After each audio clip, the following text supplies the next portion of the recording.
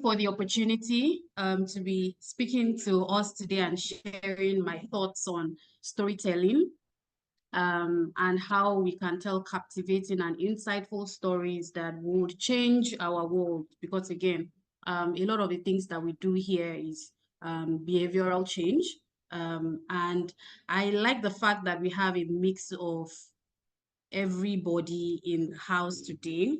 I have seen some of the chats and seen some of the organizations where we're coming or joining from. So I would borrow from Tommy's word that she said our expectations will be met. I hope that our expectations will be met. So thank you for having me. I will share my screen. And while I'm trying to do that, I would want us to just confirm that we're ready with your favorite emoji or reaction button so that I know that we're all here and we're ready.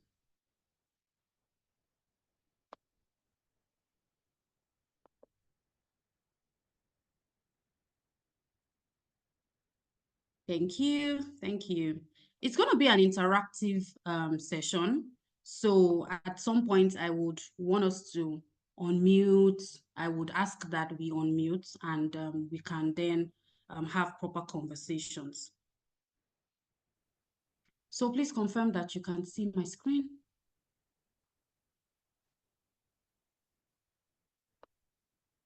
Tommy, you want to unmute and let me know if you can see my screen? Yes, I can. I can see your screen. Okay, perfect. Yes, you can see your screen.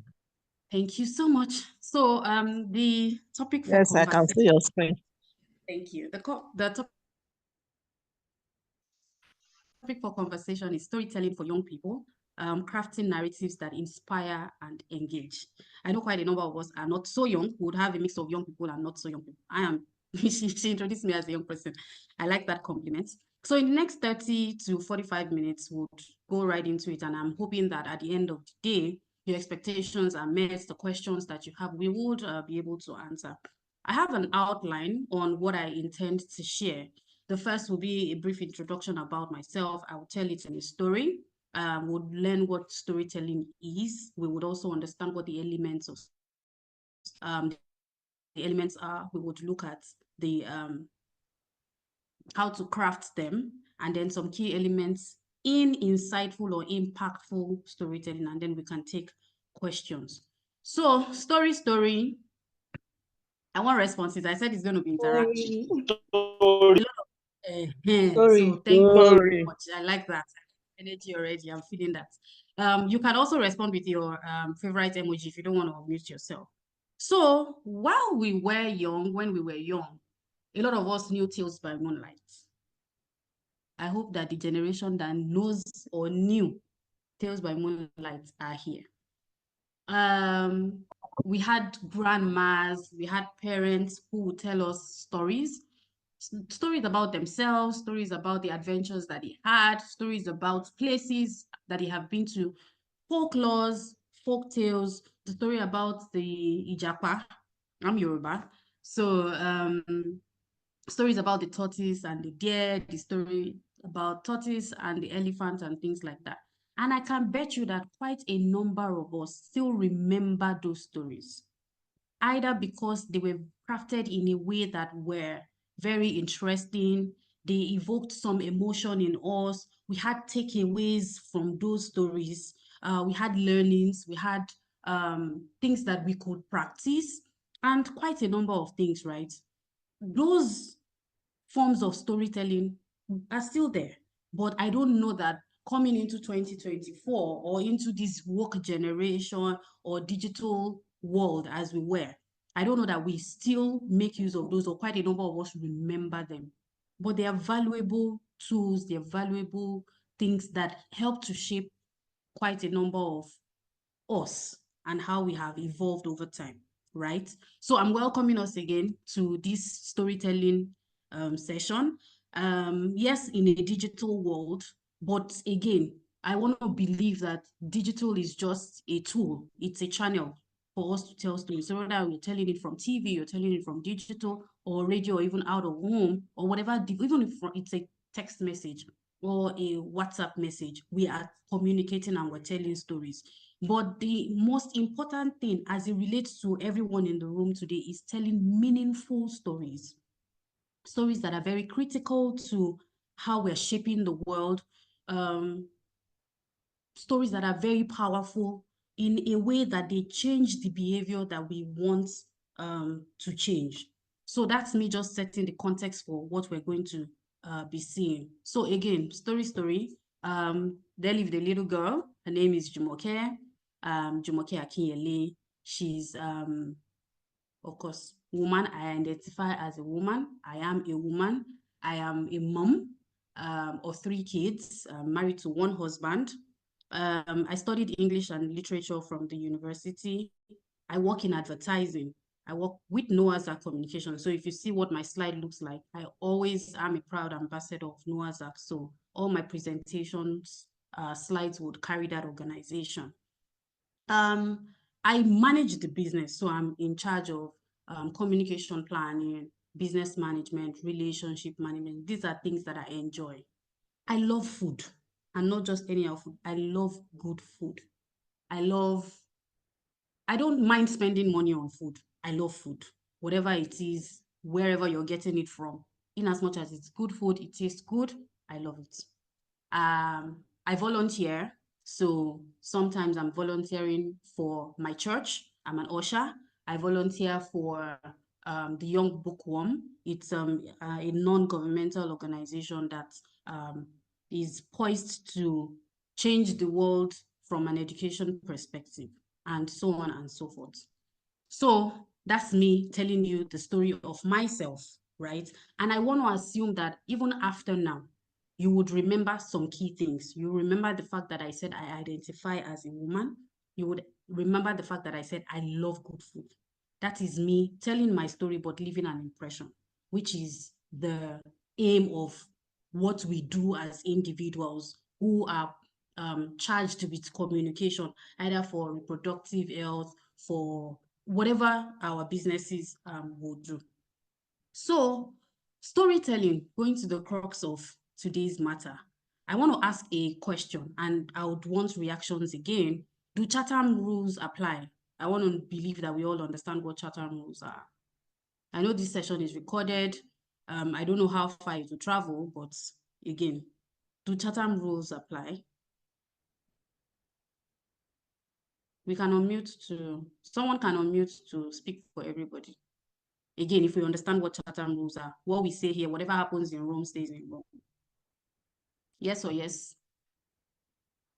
I will wait. I'm a very patient person. Thank you so much. Okay, so I'm going to be sharing stories that have shaped why I do what I do, and I want to believe that it would impact how you understand this topic going forward. So now that we understand that and we have agreed that Chatham rule applies, thank you very much for agreeing to that.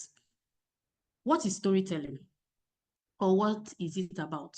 I've told you 2 stories in the course of this engagement. First will be telling you the story of what obtained in the past, where our grandmothers, or even on TV where we watch Tales by Moonlight. I've told you a story about myself. It is basically sharing experiences, bringing up abstract things from our mind and being able to vocalize them or write them down in a way that we share experiences, in a way that we share values, in a way that we share emotions, in a way that we share hope, we share whatever it is.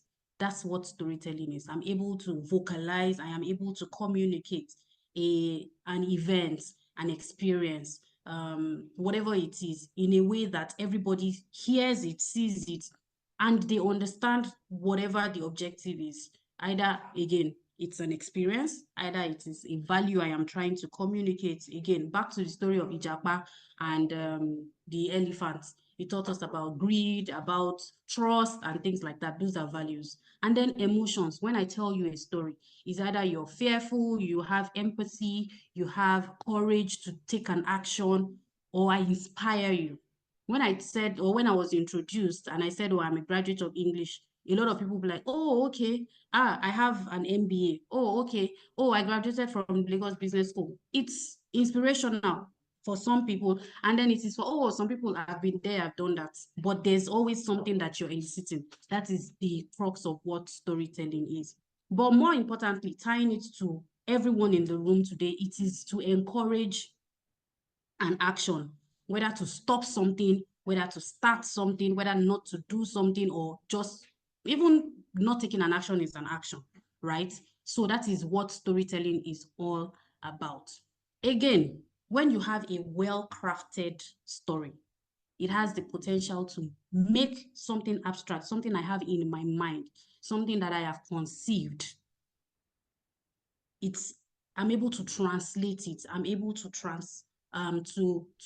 to communicate it in tangible and relatable terms.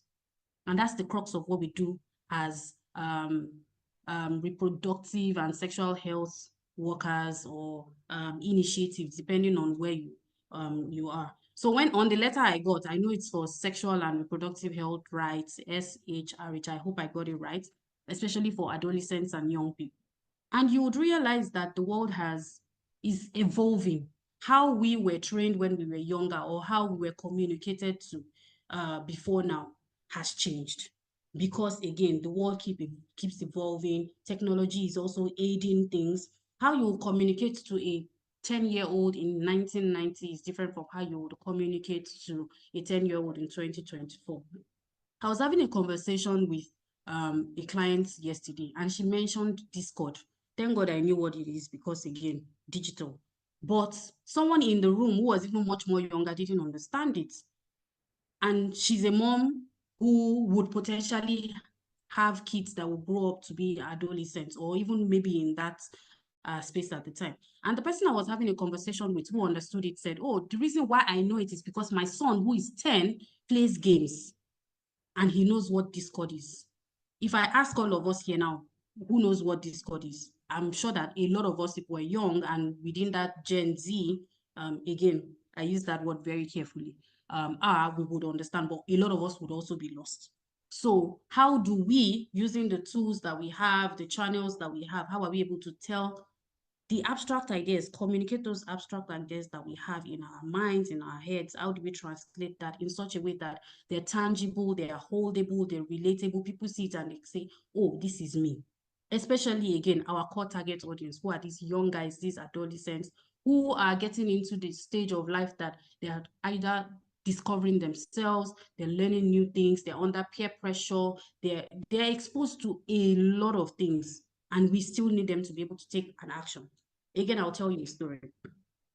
Again, we said Chatham rules apply. So in 2006, I lost my dad. His name is Tony. And at that point, maybe medicine wasn't this advanced and things like that. And we went from one hospital to the other, one hospital to the other, one hospital to the other. And because he was a coffee addict, all the symptoms he showed were, oh, it's either it's tuberculosis, it's this. But then by the time they do all the tests, they don't know what it is. And we'll just keep treating, okay, let's treat this symptom, let's treat this symptom. But if you don't treat the root cause, you just keep presenting a lot of things. So when we treat this today, it's fine. And then the next week, we're back at the hospital and blah, blah, blah, like that. Until eventually we got to one hospital. And then the doctor says, oh, we're going to run blood tests. And although we're used to pricking, please just, at this point, we just need answers. But his health had deteriorated to the point where we were helpless. It was just a matter of, oh, let's save his life. Let's see what we can do. Eventually, they ran these tests, and I remember vividly because it plays up in my head all the time, especially when I think of my dad. Now that Nigeria is hard and I can't buy fuel 1,000 naira, I'll be like, oh God, I miss my dad. So again, that event flashed in my head, and it was the doctor asking us, who are you to this guy? And I'm like, I'm his daughter. How old are you? Aunt, that's my dad's younger sister, who had gone with us at the time. And the doctor is like, who is this person to you? Says, oh, she's my sister, my older sister. Do you want her in the room? And it was at that point I knew, okay, there's something. And he says, at this point, I'm helpless. Whoever, if you think that, I think that he should be in the room. And we got the verdict. He had HIV. At that time, in 2006, HIV was hush-hush. People didn't even understand what it is. People didn't know what it was. They didn't know how to deal with it. And this is us at that point hearing, oh, this guy has HIV, is HIV positive. And I want to say that this is the first time I'm admitting this openly. So if any of my family members are here, I already asked them Chatham rules. So he eventually passed 3 weeks after, because again, we had spent 8 months trying to find out what's wrong with him. And at this point, you know, then when you have it, it's not now that you have antiretroviral medications and proper healthcare. It was a death sentence. So I think he couldn't live with the fact that I have HIV. First of all, I'm a one man, one wife kind of person. So where did I get it from? It could have been from Razor, it could have been from the barbing salon. But again, we don't have the answers. He eventually passed 3 weeks after. And I lived with the fear of that for years, because immediately he passed, I had to go and do an HIV test, because I was his primary health giver at the time. I had to do HIV test. That was the scariest time of my life, having to go to the hospital, knowing fully well that I could have tested positive, because I had told you his health had deteriorated. So I was caring for him. I cut his nails, I do this, I do that, I barb his hair. So I had also used some objects that could have been mixed with blood. Eventually, the test came out. I tested negative, but that prompted me to decide that going forward, anything that has to do with advocacy for HIV and all that, if I can volunteer, I would. So these next pictures that you would see would be me 4 or 5 years down the line. I'd gone to school, I had graduated, I was posted to Bringing Kirby as a core member. And on camp, I heard about peer education trainers and I joined. It was basically just me empowering myself to be able to advocate for young women. Again, we understand what's obtainable in the North. A lot of them get married on time, as young as they can. They're not protected. They don't even know how to protect themselves. This next image that you see is me holding a condom in class in the North in 2010, when it was abominable. But at that point, what drove me was the fact that I needed to be able to change something, because again, this cannot spread. And there are a lot of other things that we could have done. But again, this is me in my own little way, making a change. And that's me telling you a story. I'm driving at something because I had to tell that, because we would then start to piece out some things as we go. So, elements of storytelling. From what I had told you about myself and then again about my family, you would pick out some things. I've told you an authentic story. This is a story of Jumoke and my dad. Very authentic. I don't know that I didn't doctor it. That's reality. That's me, right? I have been able to hopefully elicit some emotions inside of you. It's either you are angry at the health system that wasn't mature enough to understand the fact that yes, we could have gone this way. Maybe we could have even done the test 8 months before. We could have tested for some other things, because again, if this person presented this and presented that, we can tie things up and say, okay, this is what it is, before it's too late. It could have elicited this emotion that I had, because I at that time I was glad that he passed, because again, he's going to rest, he's peaceful and all that. But for me, he elicited fear. That experience elicited courage at some point to then take action. So for me, I would then pick out these key elements. You can also relate to it, because a lot of us are we are peer education trainers. We deal with sexual issues, adolescent related issues, female genital mutilation issues, and all that and all that.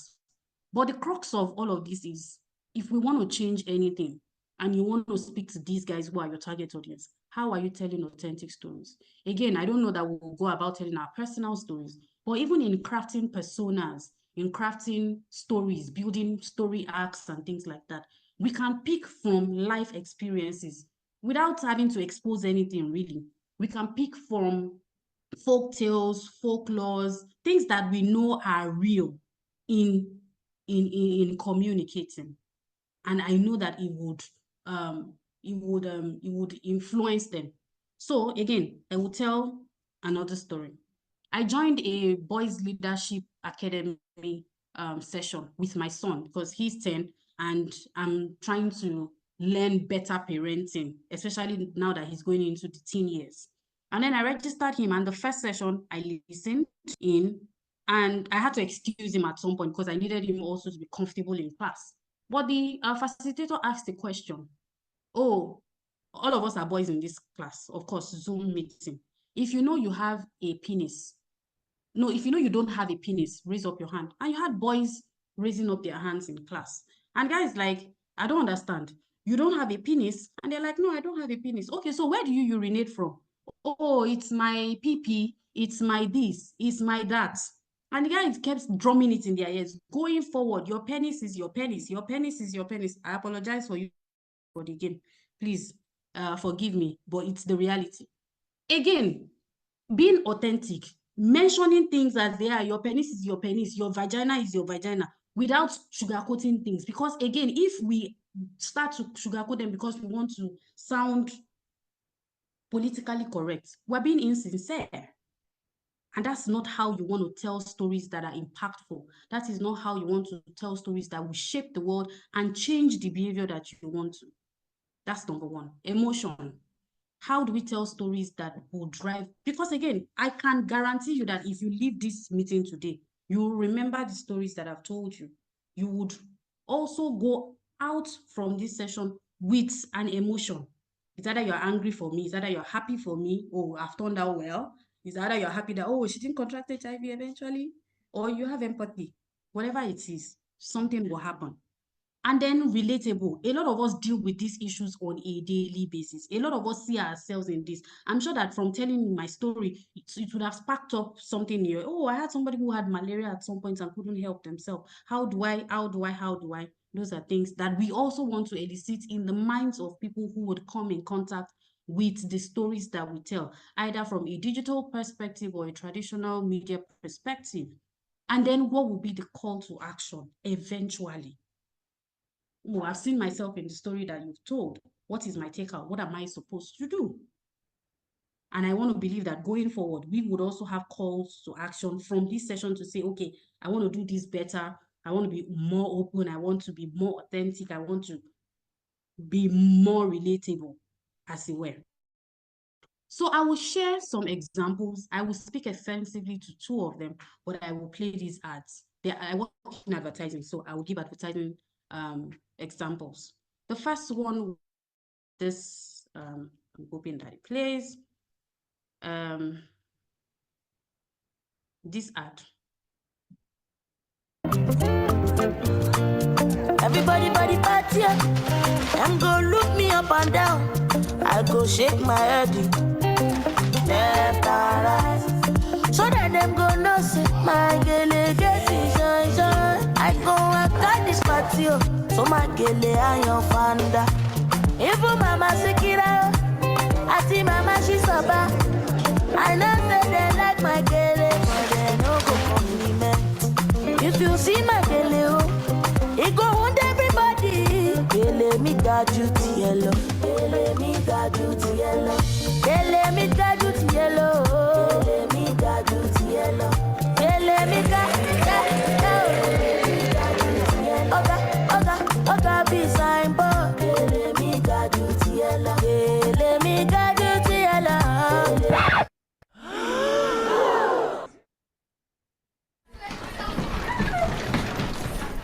Let me guide you to yellow. Let me guide you to yellow.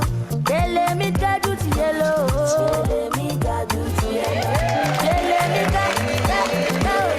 me guide you to yellow. Oga, be sign board. Let me guide you to yellow. Let me guide you to yellow. Let me guide you to yellow.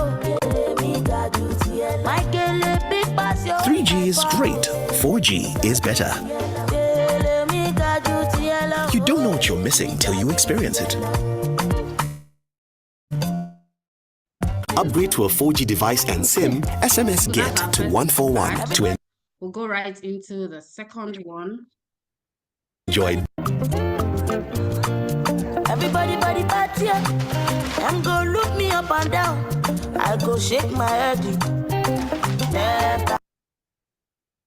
I'm going to ask questions. I'll play the second one.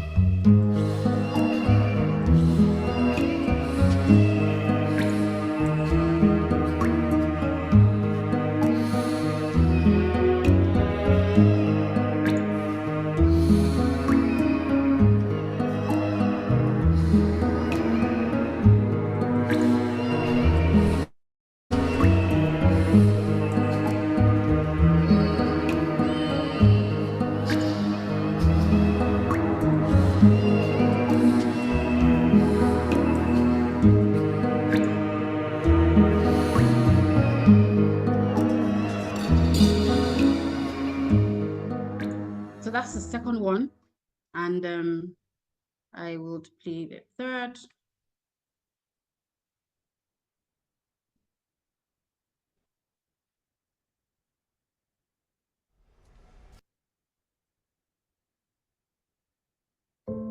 Esther, you're late again.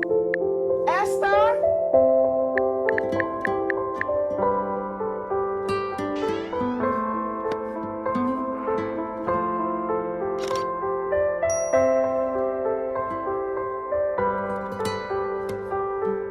She's a wonder, a light in the darkness. She's beautiful. Morning, Esther. Oh, she's a superstar. She never let her mama down. She's beautiful. She know the fear. She know they ever got a hand for her. No phones at the table, please. Esther, come, we're going. Esther.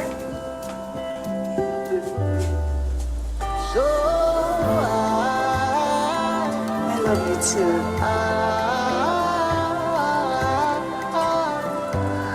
I love you. You got everything? Don't forget, I'll pick you at 4.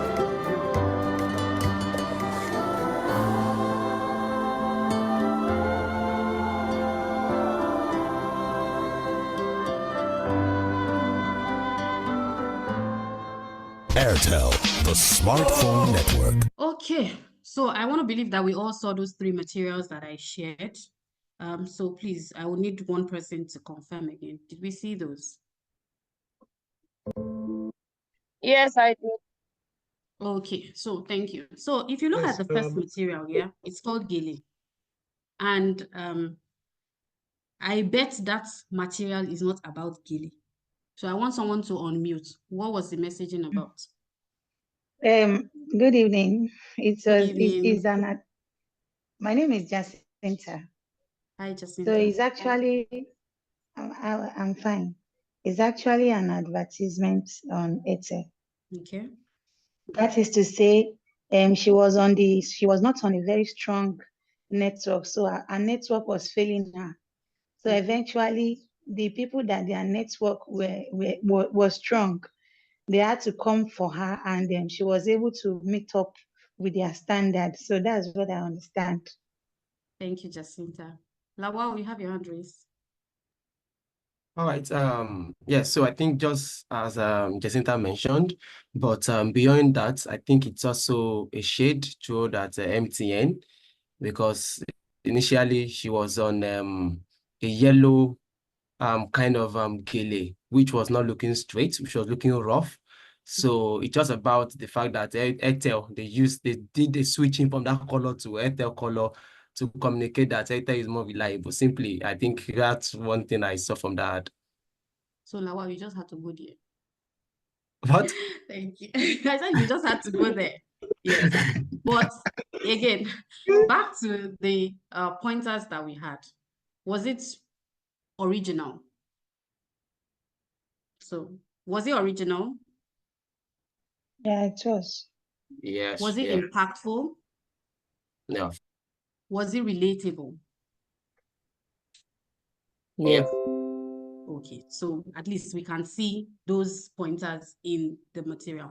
If we go to the next one, which is for Hasten, right? It's about female genital mutilation. What did we pick from that? Looking at those points that I made earlier. Anyone can raise their hand or mute. Again, I said we're having a conversation.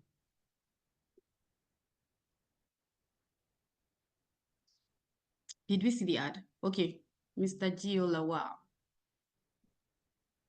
All right, so I think one thing, I love the fact that it's communicated emotion. It wasn't the fact that no word was said, but the message was very clear, very direct. It speaks.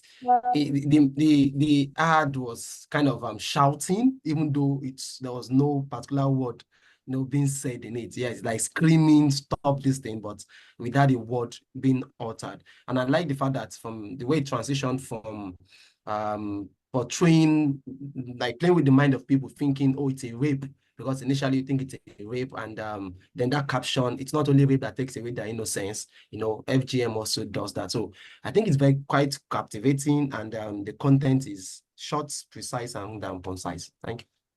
Thank you. So those 4 pillars again, eliciting the right emotions, being authentic, being very relatable, and all that came through. I won't speak about the last one, so we don't dwell too much on it, but I'm sure that we get the gist. So if we then look at this here, the key elements for storytelling that would elicit the kind of responses that we want, that will be very impactful, that will be insightful, not just for us, but even for the people who we want them to, which are our target audience. You have interactive. Those materials were interactive. I'm sure a lot of us are on digital, right? When you're scrolling on your stories, and I'm sure we know what stories are, you have your feed, which is your timeline, and then you have stories. If you click on some of those things, you will see materials that say, oh, somebody's posted a mashup of the pictures, my August in stories, and then click here to create yours. Someone has told you a story of what their August looked like in pictures, and they're asking you to do the same thing as well. It's interactive. If you look at this rave, all of a sudden, last month, it was very interactive, because you would then realize that at the point where the person is moving, you're looking forward to when they will raise their leg, Abby, and then you look forward to when they're running. I can bet that some of us would have done that with either our friends, our children, our colleagues, and things like that. And we would be glued to some of those things. That's one. Another key element would be visuals. How are you telling stories using pictures, either still pictures or moving pictures? Yes, I had shown examples of videos, right? But even with prints, even with static images, even with text, how are you able to depict pictures in people's mind? A lot of us listen to radios, but when you listen to radio, you're not seeing words. You don't. You see pictures of what those words and those expressions are. If you heard this, automatically, you are not seeing the word Gele, you are seeing Gele as it is. That's the power of visuals. So how are we using visuals, or how do we intend to, going forward, use visuals to tell stories? Whether moving pictures or static pictures. Emotions. A lot of the things that I have done or said today has reading on emotions. I wrote on emotions to tell stories. I'm telling you about my fears. I'm telling you about my hopes. I'm telling you about this and that. I'm writing on emotions. When you watched Digili, it gave you a feel-good vibe. You could dance. You had music. The music was bubbly. The music was vibrant. It felt like you were at a party. When I showed the Heisei one, it was mellow, right? You could feel the emotion. You were drawn into it. You were like, oh, okay, are they about to rape this girl? If they were about to rape it, you would see the anger. You would feel your heart palpitating a lot more. And then when you realized it was FGM, quite a number of us work on that initiative. We'll be like, but this shouldn't be happening. The anger is there. The need to change something will be there. Actionable tips. The materials. The Gele said switch. 3G is good, but 4G is better. Switch today. And you have it on this device, dial star something, something, something to opt in, or go to the nearest service center to change your SIM or something. For the Heisei one, which is the FGM one, there was a number to call. So again, actionable tips. What do you want them to do? In simple, straightforward manner. And then case studies. A lot of things that I've said today are case studies about myself. If you go to business schools or even schools that run on facilitation rather than teaching, they facilitate using case studies, which is what Harvard Business School will do. And then you see these case studies, case reviews, and things like that. Even if they are imaginary stories, they will tell you, oh, the story of this business, the story of this individual, and blah, blah, blah. It's not because they really want to tell you stories, or it's because they want you to be able to draw out the meat of the matter from the stories that they have told. Me telling you the story about food, I wanted you to pick out something so that going forward, you remember, that facilitator that taught us that she liked food, but you will remember what I told you. So how do we use case studies to tell stories? To tell stories that will change the world. I keep saying change the world because we're not just changing our immediate environment. If you impact one person's life, you impact a lot of people's life. The life of that person, the life of the person close to them, and like that, and it has a ripple effect.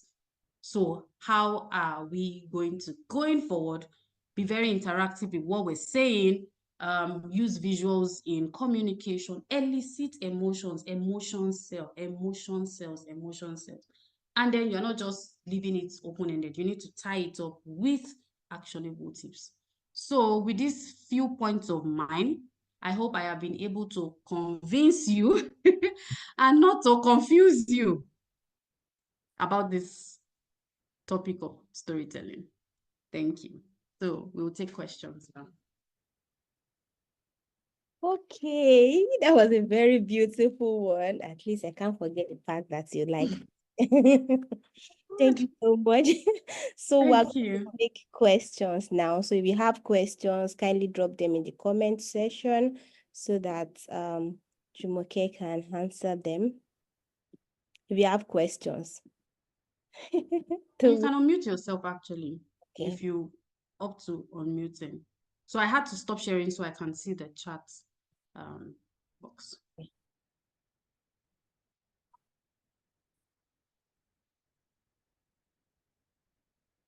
Are we here? I have a question. Okay, go ahead, Jacinta. Thank you so much for the teaching once again, ma'am. Thank you. The Children Inspire Foundation just finished cohort training for advocacy program, generally speaking. And we are supposed to go for a school program campaign to advocate. And recently, my daughter told me, she was trying to tell me about one of her classmates' way of life, being promiscuous, but she told us something. So when she wanted to say it, she held herself back and said, let me not say it. But as a psychologist, I know she's trying to tell me something. And I want to go and submit letter to that school to talk to them about their sexual health and all that. My question now is, will that particular child not feel that my daughter told me about her secrets that she kept in her hand? Maybe that is why I'm coming to the school, because I'm trying to be very careful here. Yeah. Thank you, ma'am. Okay, so I know that it's a sensitive issue, but it has to be done because you never can tell. You may be saving the girl's life, you may be saving the life of another girl who you don't know, or another child who you don't know. So I want to believe you work in an organization. and you're not the only one in your organization. So to save face and to be sensitive to the dignity of the child, because again, it's for her to have come out to tell your daughter, there's a level of trust. And I want to assume that she thinks that your daughter has kept it in trust and she's not going to tell anybody. You can still do this, but maybe not be the face of that session. And going to the school, probably, oh, okay, we advocate for this. We want to have a session with your school, and we're doing it for other schools as well. So they don't think, oh, it's just their school. Rather than you taking the session, somebody else that is understandable, that understands the meat of the matter can take that session. The bottom line is that the message has to be passed. You don't have to be the messenger. So that way you The give the challenge, boys the challenge is that I'm just the only one to do it in my side, in my area. And we're told to pick a school close to the house. That thought never, it was yesterday that she just said that. And that was the school I already picked. It was yesterday she just made mention of that. So I'm really trying to be very careful. I don't want the girl to feel like my daughter told me something, but she didn't open up. But I know a lot is going on in that school. So what do I do? I think, again, because it's a sensitive issue, I don't know that you should be the one having that conversation. You can discuss it with your team members, maybe switch with somebody else. You go to where that person is supposed to go to, and then they come here. Because again, you want some level of comfort for that child. You want them to be able to, again, talk and say something else another day. I don't know if that helps, but that's what I would advise. Okay, thank you, ma'am. Thank you so much. I saw, okay, Abimbola, you have your hand raised. I have a question. Yes, ma'am. Good afternoon. Good afternoon. My name is Esther. First of all, I want to appreciate this opportunity, right? Okay. I currently, so this is a personal question for me. Okay. I currently noticed that I have something with writing. Yeah. Say that again. I did not know that I could write, or like I could jot down things very well.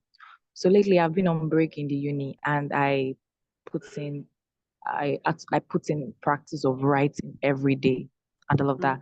And I saw that I could express my thoughts very, very well, because I can sometimes be someone that stutter and stammer when I am speaking, if care is not taken. So now when you talk about storytelling and like visualizing and all of that, I would imagine stuff and I would just write. But I noticed that when it's time to talk about it, I don't know how to I don't know these words to say, right? So my question is there anything, like maybe a particular course or something I can do that can help my speech more seasoned, or like that will like make me know how to put my words together when because I can actually, when I read what I write, I'll be like, bro, wow. But like if I want to talk about these things, I don't know, maybe the words don't just find themselves out or anything. So when you were talking about visualization, I could really Okay. I can't hear you again, Esther. Because I can imagine stuff. So what do you think? So I said, what do you think I can do? Okay, so I'll give you some tips. And those are the things that have helped me over the years. This is the Jumoke that is here now presenting. I couldn't stand up to anything for now. So first off would be believing in yourself, because again, you have the content. It's how you then put it together and put it out there. You have a mirror.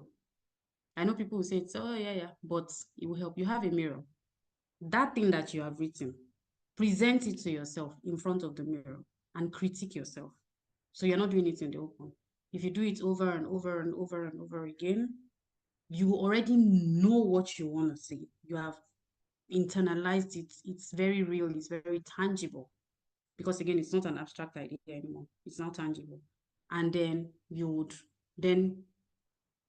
gained confidence. Someone said something, which is what I intend to use when I have to now face people. It says, when you go into a room and you want to do a presentation to a lot of people, they are strangers, you don't know them. But that fear is there, like, what if I stutter? What if I, tabon? I don't know what that is in English. What if I? And then all those things start to play in your mind. And then when you face them, you are shivering. There's always a clock in the room, or there's always something up there. Present to the clock. And once you do that, I can guarantee you every other person fades away. That's not to say you're not maintaining eye contact because you're looking into the crowd, but present to a device, present to the clock in the room, present to, it will help.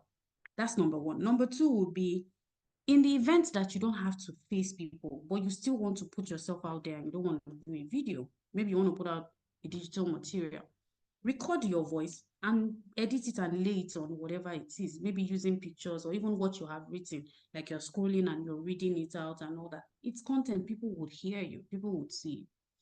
In the event that you don't want to do that, you have AI tools that you can also explore that would help you with all of that. And in the event that you still don't want to do that, you can tell your stories with pictures, put them together, do a carousel, put them online, write, put it online, have a journal where people would come and read and read and read and read and read. Sometimes I even record my presentation to myself and I listen to it over and over and over and over again, just to be sure that I am not saying gibberish. And at the point where I am listening, I am also critiquing. Oh, okay, Jumoke, maybe you shouldn't say it this way. Maybe you should not use this word. Maybe you should not use this expression. Maybe you shouldn't say this joke. Maybe you would, if you listen over and over again, you would pick out those things, and that's how you get better. So I don't know if that's helped or that will help. Yeah, it did. Yeah, thank you very much. Thank you, ma'am. Thank you. So I'm going to read a question from the chat box. It's by Good News. I can't pronounce your surname and I don't want to bastardize it. It says, is storytelling mainly personal life story or experience? No, it's not. So at the beginning, I had said our grandmothers told us stories about the tortoise and the hare, the tortoise and the elephants, the this and the that. They're not personal stories, but they're stories. Oh, the fact that I go out and you hear the conductor, you see a conductor shouting, Bolade Oshodi, Bolade Oshodi. It's telling you a story. It's telling you, this is my destination. This is where we're going. And you, because you know, or you may not even know the location, you know that, oh, this is a route. That's a story. Everything we do, everything we say have elements of storytelling in there. It's how we then see them, because again, they're abstract ideas. Remember the slide I showed, my second slide? They're abstract ideas that you just need to put together to make meaning out of it. So it doesn't have to be your personal experience. I chose to use my personal experience to tell the story because I needed to leave you with emotions and the fact that every time you want to do something, you are remembering, oh, okay, she said this, she did. But again, see that I was able to tie my story to those key pillars: relatability, drawing emotions, visual representations, and things like that. So it doesn't have to be your personal story. If you tell your personal story, it's warmer, it's more acceptable. But again, it doesn't have to be. A lot of the ads that you see online, a lot of the ads you see on TV, a lot of the things you see, they are not personal stories. They could have been born out of anything, really. It's just being authentic about it, so that when I see your ad or when I see your material, I don't say, maybe somebody said the same thing. Oh, maybe they did, maybe they did. So I don't know if that answers your question.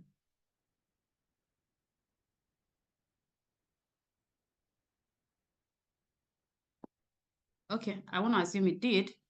I'll go to the next one. It says, is there a particular visual that is peculiar to any form of advocacy? For instance, what's the best visual to use to communicate a health stroke SRHR issue to the audience? What are the key things to be cognizant of when telling stories about health and SHR issues? So I don't know that there's any peculiar visual style to use. It is always about what you want to communicate and the objective for communication and what your end goal is. I studied English, and I know that in English, especially in literature, you have a lot of devices. You have simile, metaphor, all those things. Those are things that we use or people would use. So you don't have a particular, oh, because we're talking female genital mutilation, it has to be images of ladies being cut. Oh, it has to be, no, there's no one size fit all. Again, it's always about what you want to say, and then you can decide how you want to say it. Again, looking at who you want to say it to. How you will communicate to a 5-year-old will be different from how you will communicate to a 20-year-old. Will be different from how you communicate to a 50-year-old. For a 5-year-old, you would use animations, you would use illustrations, you use a lot of pictures because that is what they are visually drawn. If you're talking to someone who is much older, maybe like a 20-year-old, someone who can read, and then you can do a mix of reading and pictures because again, picture sells, picture does a lot. And then maybe for somebody much older, you know, okay, they have more time, they're more relaxed. You can write prose, you can write a lot. So there's no particular form of communication or visual style or communication style for a particular advocacy. Yes, how you are able to draw inferences. Again, look at that material for Hasty. It was stop cutting our girls. But how do we do it? Because again, these ladies, you do it against their will. And when you rape someone, you're doing it against their will. So we just juxtapose that seeming metaphor to what female genital mutilation is. And you saw how it came out. See the gele material. I try to tell people that, yes, our network is the best. And network is coverage, right? I'm able to cover from Lagos to Niger or Lagos to Cameroon and blah, blah, blah like that. How did we do that? Gele. Gele is coverage. When you put gele on your head, you're covering. And we're able to show, see the small gele she had before. By the time they gave her the auto gele, it was bigger. So we're saying, oh, small G, 3G is good, but 4G is better because you have more, you have. So a lot of devices are there to play around with. It's dependent on what you want to achieve and who you're speaking to. And I think that I've been able to tell you what you need to look out for again. Who's your target audience? What do you want to say? When do you want to say it? And then you decide how you want to say it. So I hope that helps.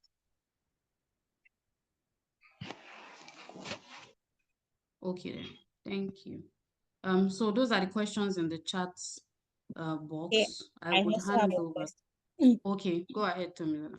Yes, so you mentioned that the importance of connecting emotionally with the audience. You mentioned the importance of connecting emotionally with the audience. So how do you suggest young people start developing that skill?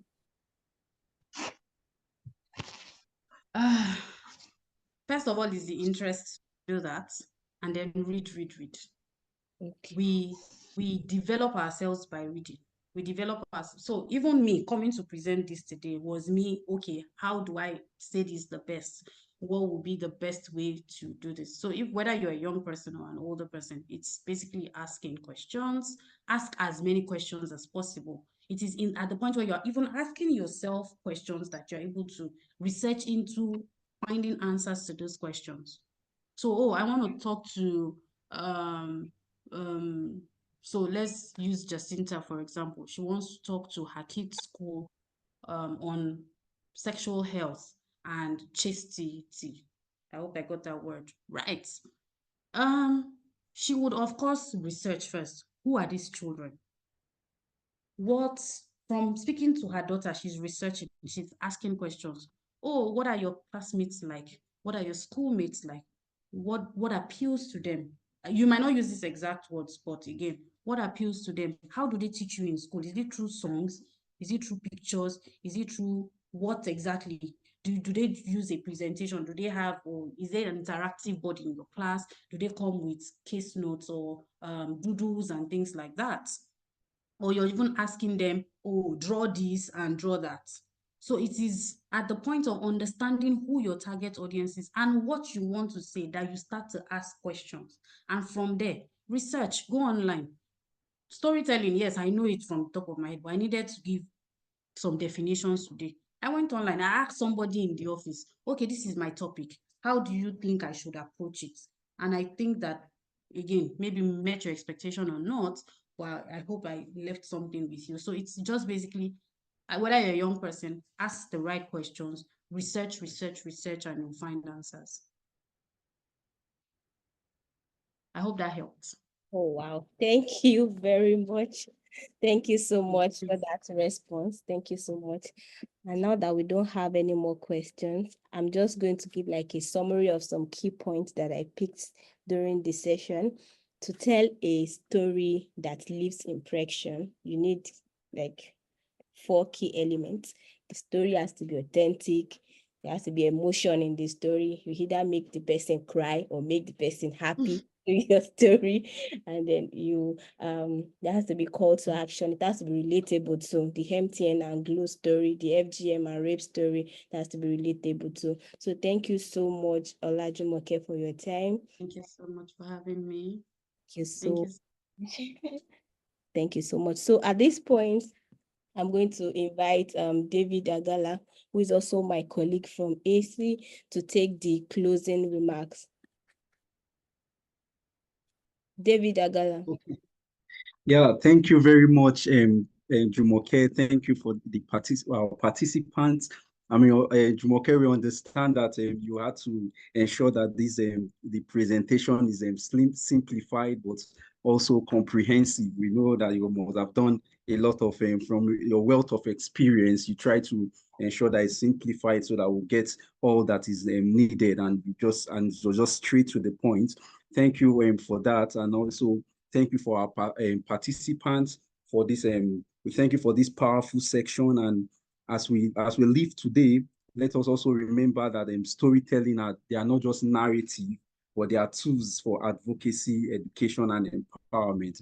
So let's continue to tell authentic story that challenge norms and inspire action, and also advance sexual and reproductive health in Nigeria. So at HESI, we believe that together we can create a future where every voice matters and every story leads to change. So